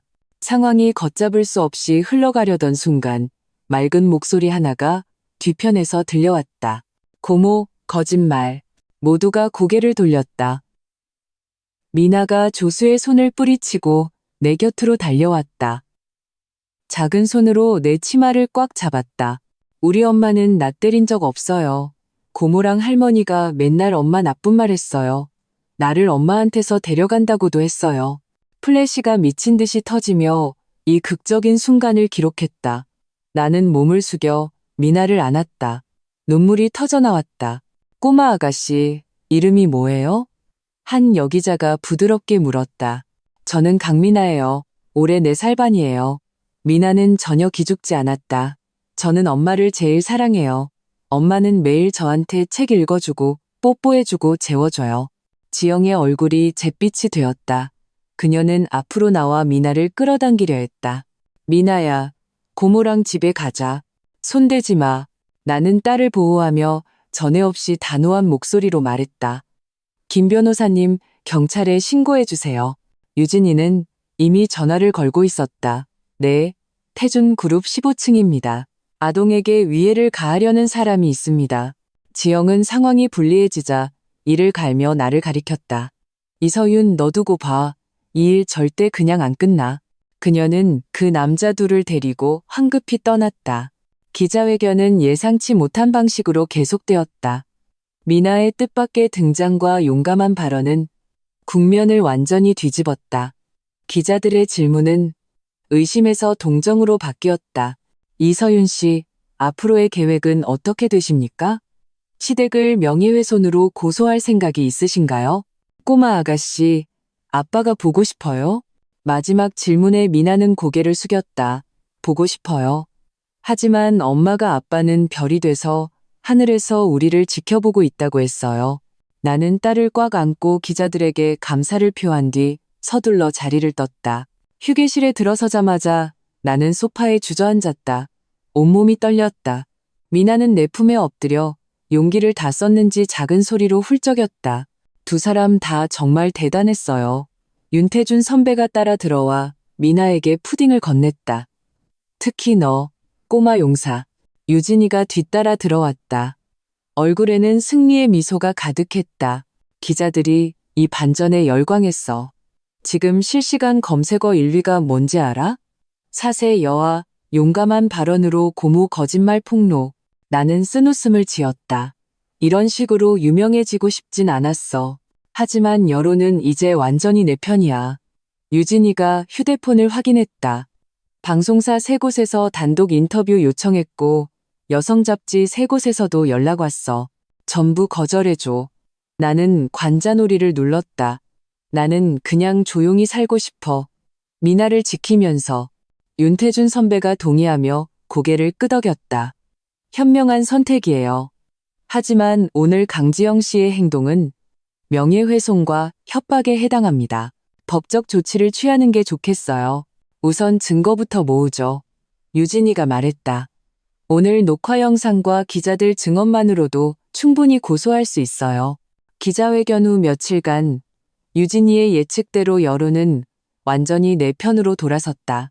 지영의 기자회견장에서의 실언은 짧은 동영상으로 편집되어 퍼져나갔고 악독한 신우이의 실체 같은 제목이 붙었다. 시댁이 사는 동네 커뮤니티에도 익명의 폭로 글이 올라왔다. 박정숙 여사가 오랫동안 며느리를 괴롭혔다는 이야기였다. 그러나 시댁의 반격은 예상보다 빠르고 악랄했다.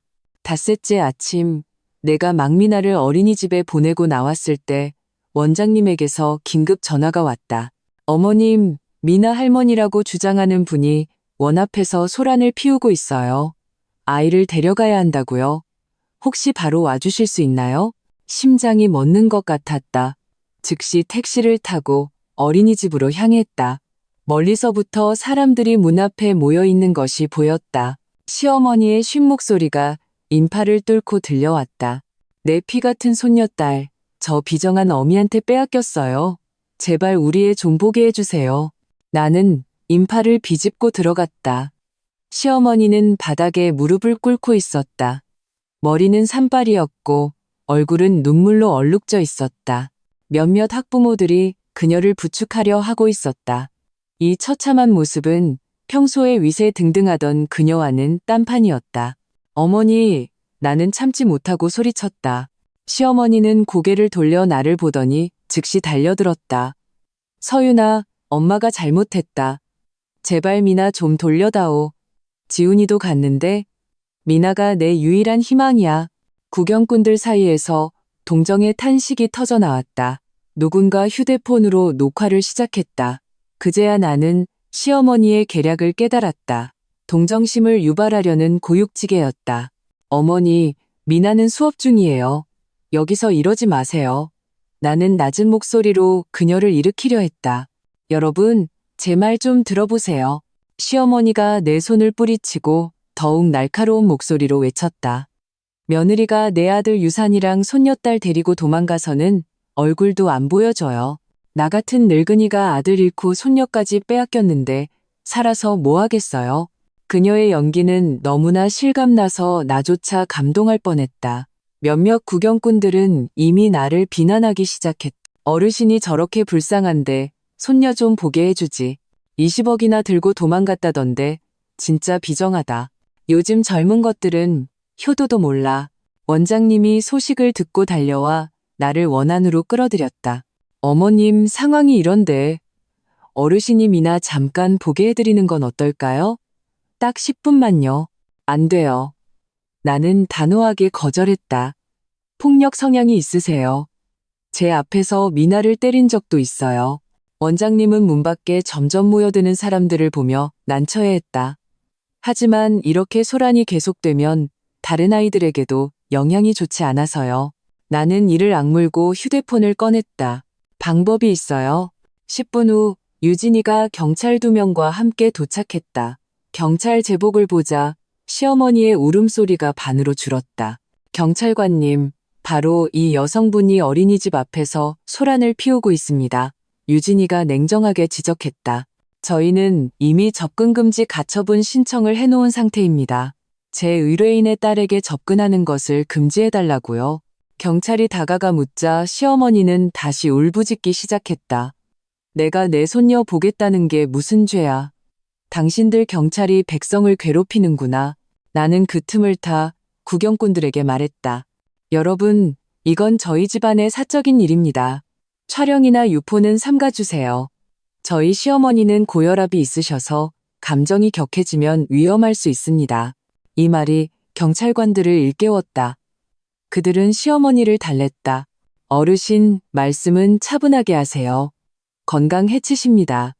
이렇게 계속 소란 피우시면 저희는 어르신을 파출소로 모시고 가서 진정시켜드릴 수밖에 없습니다. 오한, 파출소에 간다는 말에 시어머니는 즉시 수그러들었다. 경찰의 설득에 마지못해 자리를 떴지만 나는 이것이 끝이 아니라는 것을 알았다. 역시나 그날 오후 악동 며느리 경찰동원에 비통한 시모 쫓아내라는 제목의 동영상이 지역 커뮤니티에 퍼져나갔다. 영상은 편집되어 시어머니의 울부짖음과 내가 경찰을 부르는 부분만 남아있었고 전후 사정은 완전히 삭제되었다. 유진이는 즉시 변호사 명의로 성명서를 발표하고 원본 영상을 공개했지만 상처는 이미 남았다. 내 휴대폰으로 낯선 번호의 욕설 문자가 오기 시작했고 심지어 새집 아래에서 잠복하며 사진을 찍는 사람도 있었다.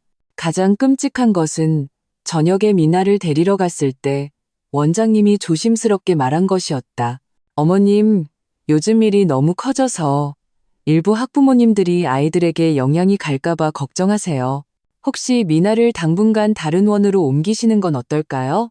나는 벼락을 맞은 듯 했지만 원장님의 걱정이 타당하다는 것을 인정할 수밖에 없었다.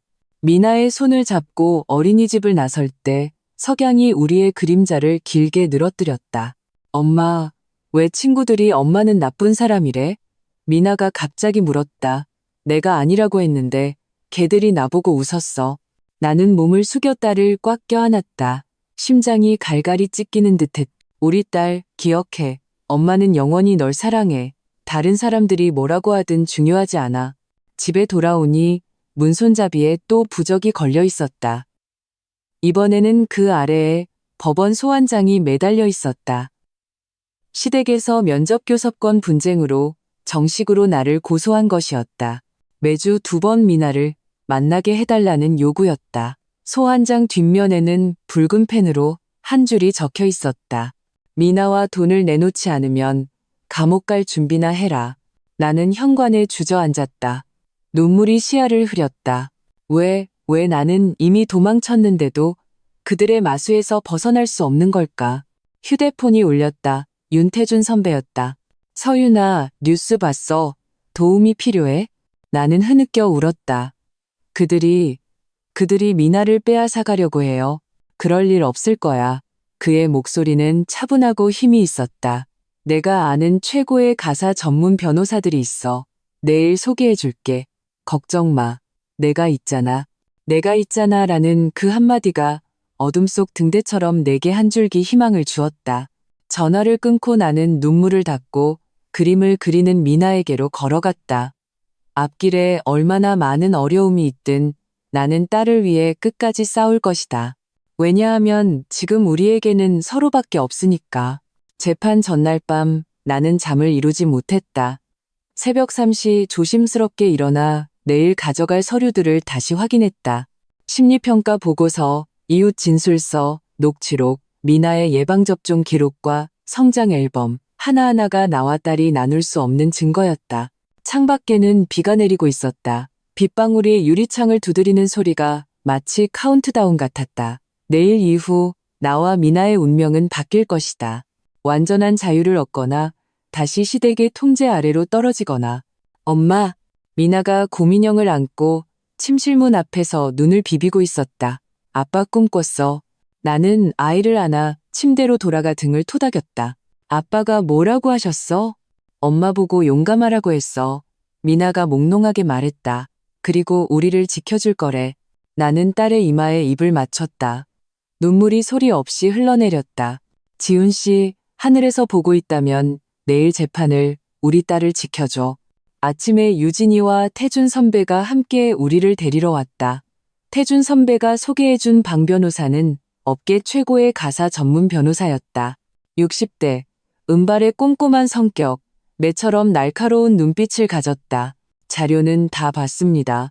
승산이 큽니다. 방 변호사가 차 안에서 말했다. 하지만 법정에서는 감정을 잘 다스려야 합니다.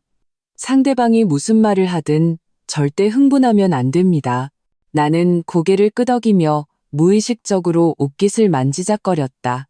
조수석의 유진이가 뒤를 돌아보며 따뜻한 두유를 건넸다. 뭐 좀 마셔. 안색이 너무 안 좋아. 시내 가정법원 앞에는 이미 많은 기자들이 모여 있었다. 태준 선배가 미리 경호원을 배치해 우리를 연문으로 안내했다. 복도 긴 의자에는 시어머니와 지영이 이미 기다리고 있었고 옆에는 거만한 표정의 변호사 2명이 서 있었다. 미나야. 시어머니는 아이를 보자마자 달려들었지만 법원 경위에게 제지당했다. 할머니가 우리 강아지 보고 싶어 죽는 줄 알았어? 미나는 겁을 먹고 내 뒤로 숨어 옷자락을 꽉 잡았다. 지영은 그 모습을 보고 냉소했다. 애를 어떻게 가르쳤길래 친할머니도 못 알아보게 만들어. 양측 당사자께서는 조용히 해주십시오. 서기가 법정 문을 열었다. 5분 후 개정합니다. 법정은 장엄하고 엄숙했다. 짙은 갈색 목재 가구와 태극기가 사람을 저절로 숙연하게 만들었다. 나는 피고석에 앉았다. 미나는 옆 휴게실에서 전문 인력의 보호 아래 대기했다. 지금부터 재판을 시작하겠습니다. 원고 측 소송 청구를 진술해 주십시오. 판사는 중년 여성이었고 목소리는 평온했지만 위엄이 있었다. 시댁 변호사는 격앙된 어조로 진술했다.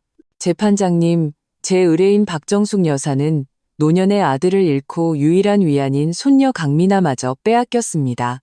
피고 이서윤은 아이를 멋대로 데려가 조모와의 만남을 거부하며 원고의 면접교섭권을 심각하게 침해하고 있습니다.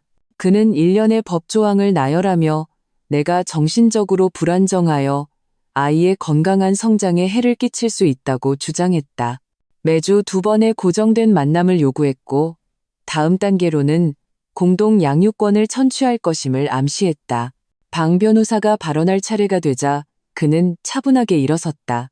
재판장님, 저희는 박 여사님의 손녀 사랑을 충분히 이해합니다.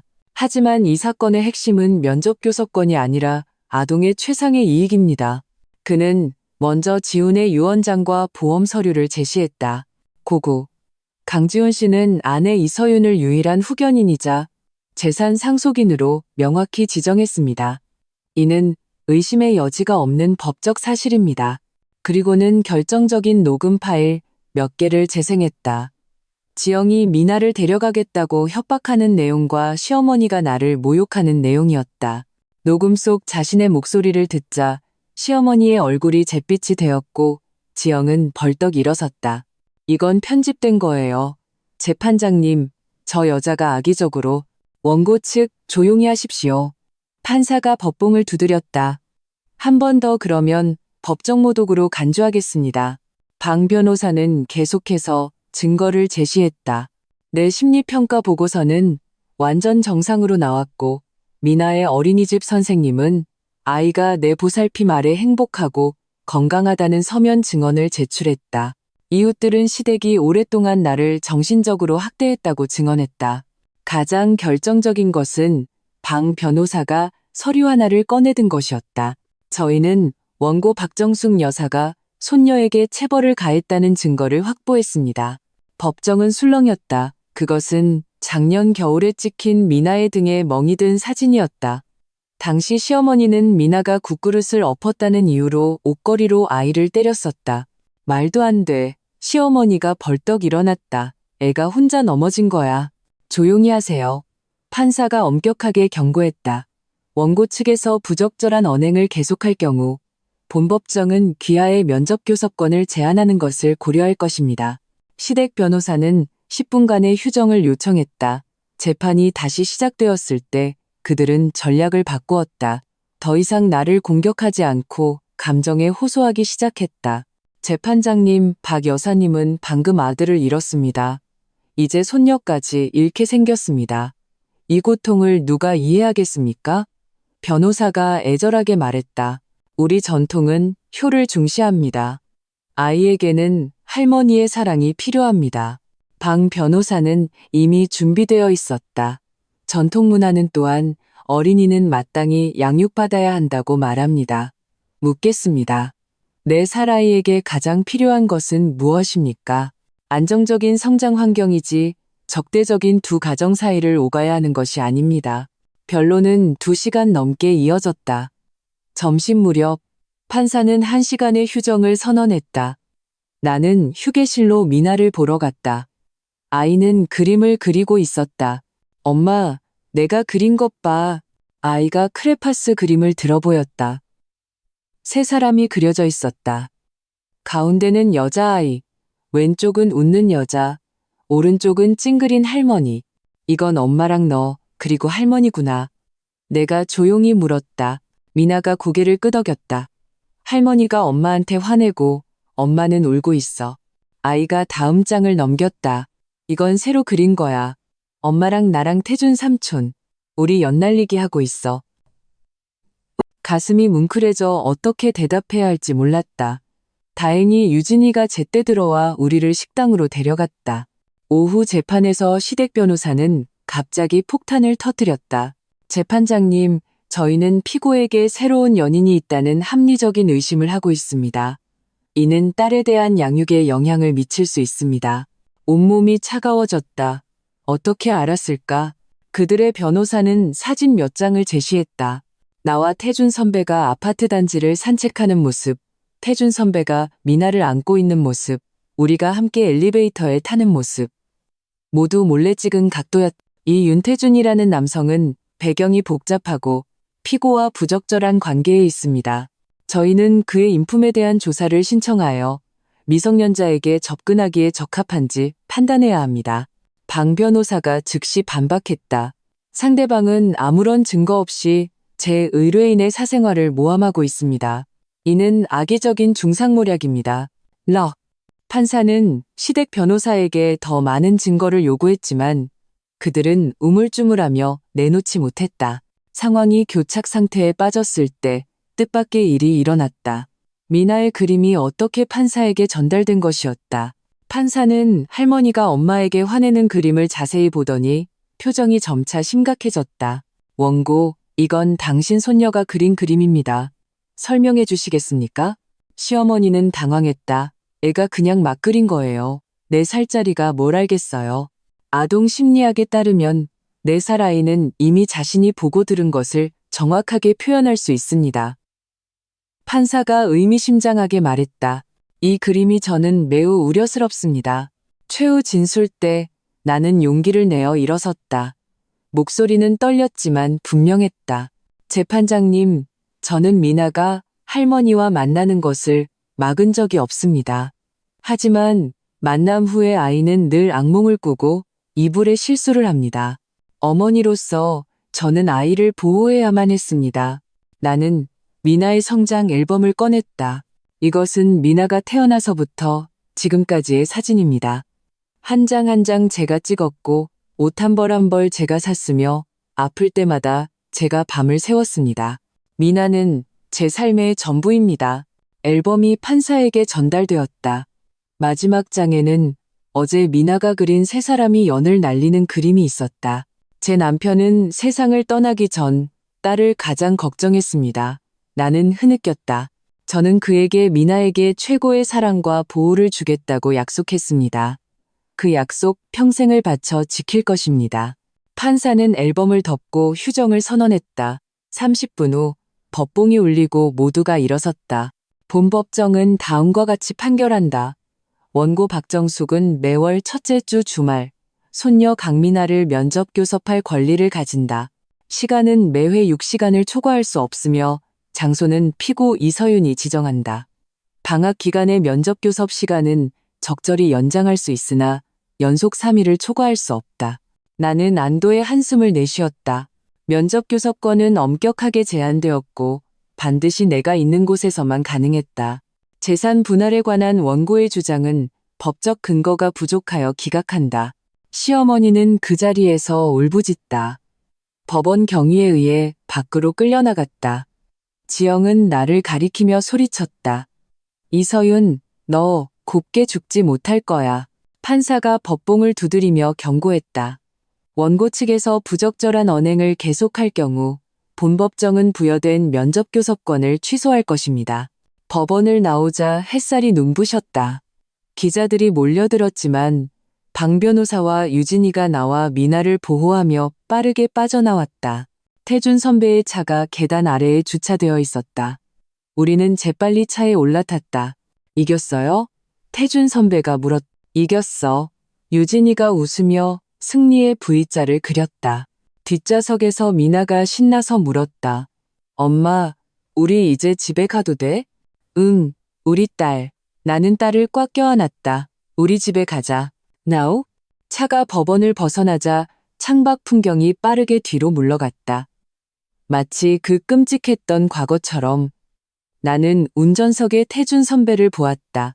그는 백미러를 통해 내게 살짝 미소 지었다. 새로운 삶이 정말로 시작되려 하고 있었다. 승소 후의 날들은 아름다운 꿈과 같았다. 언론의 관심은 점차 사그라들었고 나와 미나는 마침내 조용한 삶을 살 수 있게 되었다. 새 어린이집의 선생님과 학부모들은 모두 친절했고 더 이상 미나를 손가락질하는 사람은 없었다.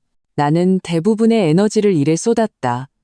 윤태준 선배는 약속을 지켜 나를 태준그룹의 재무고문으로 채용했다. 첫 프로젝트는 외국 자본과 합작하는 테마파크 건설이었는데 마침 육아 관련 전문 조언이 필요한 상황이었다. 엄마, 놀이공원 만드는 거야? 미나는 소식을 듣고 눈을 반짝였다. 롤러코스터도 있어?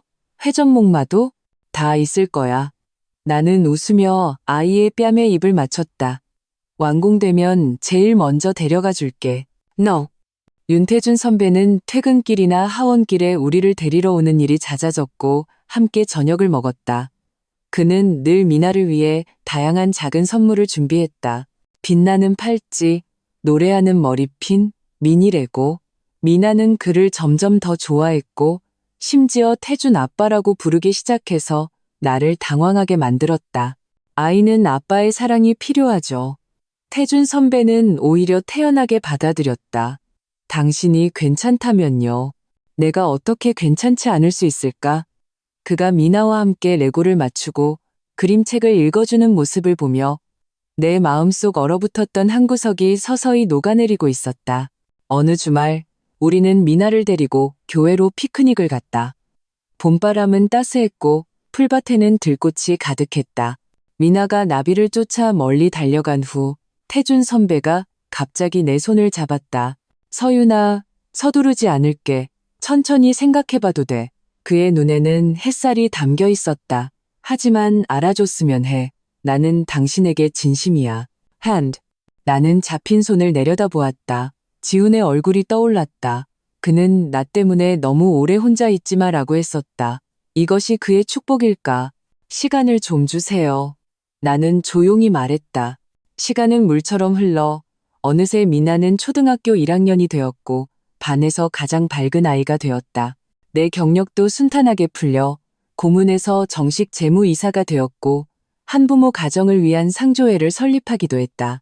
시댁 쪽에서는 시어머니가 매월 한 번의 면담을 반년 정도 지속하다 포기했다.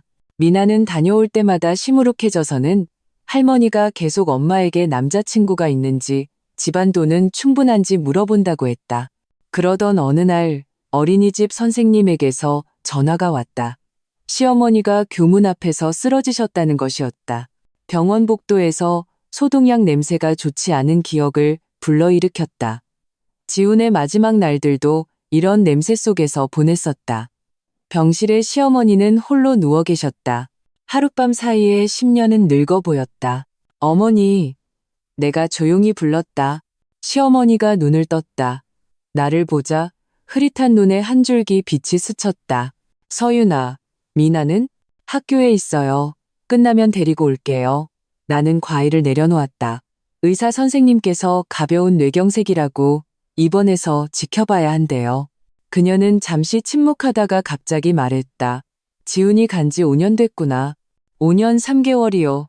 나는 반사적으로 대답했다. 아직도 그 녀석을 생각하는구나. 나는 창밖의 햇살을 바라보았다. 영원히 생각하겠죠. 하지만 삶은 계속되어야 하고 미나도 앞으로 나아가야 해요. 시어머니의 눈에 눈물이 고였다. 서윤아, 엄마가 미안했다. 이것은 내가 그녀에게서 처음 듣는 진심 어린 사과였다. 나는 그녀의 야윈 손을 잡았다. 다 지난 일이에요. 미나는 학교가 끝나고 할머니를 만났다. 조금 어색해했지만 얌전하게 사과를 깎아드리고 학교에서 있었던 일들을 이야기했다. 그 모습을 보며 나는 문득 깨달았다. 미움은 사랑보다 더 힘들다는 것을. 용서는 나약함이 아니라 스스로에게 자유를 주는 것이었다. 퇴원하는 날, 태준 선배가 차를 몰고 우리를 데리러 왔다. 시어머니는 그를 보고 잠시 멈칫했지만 뜻밖에도 화를 내지 않았다. 그저 담담하게 물었다. 자네, 서윤이랑 미나한테 잘해줄 건가? 윤태준 선배가 정중하게 대답했다. 제 목숨을 걸고 지키겠습니다. 시어머니는 고개를 끄덕이고 더는 아무 말도 하지 않았다. 하지만 그 후로 나에 대한 태도가 많이 부드러워졌고 심지어 내일을 걱정해주기 시작했다. 가을에 나와 태준 선배는 미나와 시어머니를 모시고 함께 성묘를 갔다. 지훈의 묘 앞에서 나는 조용히 그에게 말했다. 미나가 많이 컸고 시험에서 만점을 받았으며 내가 승진했고 10명이 넘는 한부모 엄마들을 도왔다고. 시어머니는 건강이 많이 좋아져서 요즘 광장춤에 푹 빠지셨다고. 윤태준 선배가 앞으로 나아가 헌화하며 낮은 목소리로 무언가를 말했다. 떠날 때 나는 그가 조용히 눈가를 닦는 것을 보았다. 집으로 돌아오는 길, 미나는 왼손으로는 나를, 오른손으로는 태준 선배를 잡고 갑자기 말했다. 우리 셋 진짜 가족 같아. 윤태준 선배가 긴장하며 나를 쳐다봤다. 나는 얼굴을 붉히며 가만히 고개를 끄덕였다. 그날 밤 미나가 잠든 후 태준 선배는 베란다에서 한쪽 무릎을 꿇고 다이아몬드 반지를 꺼냈다. 서윤아, 더 이상 놓치고 싶지 않아. 나랑 결혼해 줄래? 별빛 아래 나는 미소 짓는 지훈의 얼굴을 본 것 같았다. 이번에는 망설이지 않았다. 네. 결혼식은 간단했다. 가까운 친구와 가족들만 초대했다. 시어머니는 뜻밖에도 금팔찌 한 쌍을 선물하며 미나에게 동생 만들어줄 때 쓰라고 해서 나를 어쩔 줄 모르게 만들었다. 1년 후 우리의 아들이 태어났다. 이름은 윤서준. 우리 마음속에 영원히 있을 그 사람을 기억하며 새로운 시작을 기원하는 의미였다. 백일잔치에서 시어머니는 손자를 안고 입이 귀에 걸렸다. 미나는 작은 어른처럼 동생에게 사람들을 가르쳤다. 여기는 할머니, 여기는 엄마, 여기는 아빠. 윤태준 선배가 내 어깨를 감싸고 귓가에 속삭였다. 봐, 우리 정말 행복하지? 그래, 행복. 한때는 내게서 너무나 멀었던 그 단어가 지금은 내 손안에 확실히 잡혀 있었다. 인생은 사계절과 같아서 혹독한 겨울을 겪어야 봄의 따스함을 더욱 소중히 여길 수 있는 법이다. 창밖의 햇살이 참 좋았다.